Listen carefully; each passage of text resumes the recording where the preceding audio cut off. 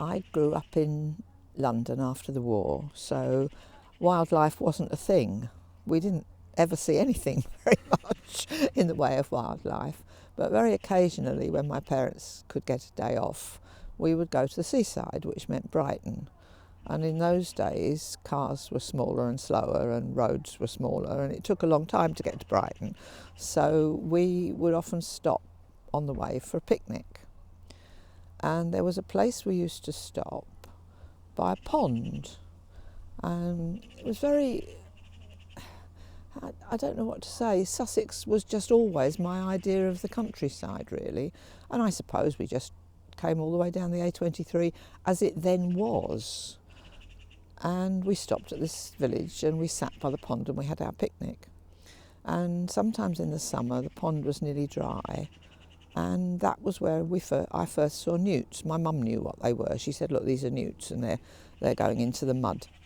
And so we used to call it the newt pond, and we used to say, let's stop and have our picnic at the newt pond. And it was only many, many, many years later, now that I've come to live in Sussex,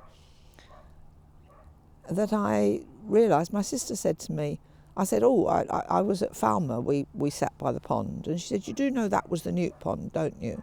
So I now live right near the newt pond, yeah. And it's the lovely village pond at Falmer. In the mid-90s, I went to work at the last school I worked at before I retired.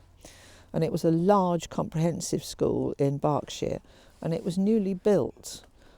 Absolutely huge school with many buildings, and it had been built on what had previously been green land. And it was only after it was built that we realised that the pond next to the school had been the birthplace of many, many frogs, because once a year, without fail, these frogs, which return to their pond, I believe always by the same route, don't they, would just tiny frogs about as big as your thumbnail, in dozens and hundreds, would walk through the school hall. They would just process through, and there was no stopping them, and there were hundreds and hundreds of them.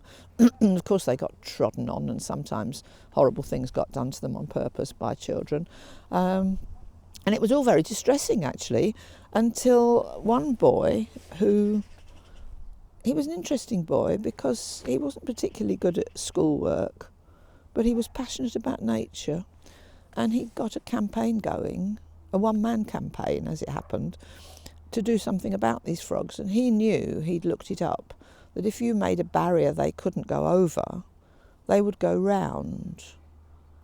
And the idea was to build a little frog wall all along, across their route, to divert them away from the school and round to the pond.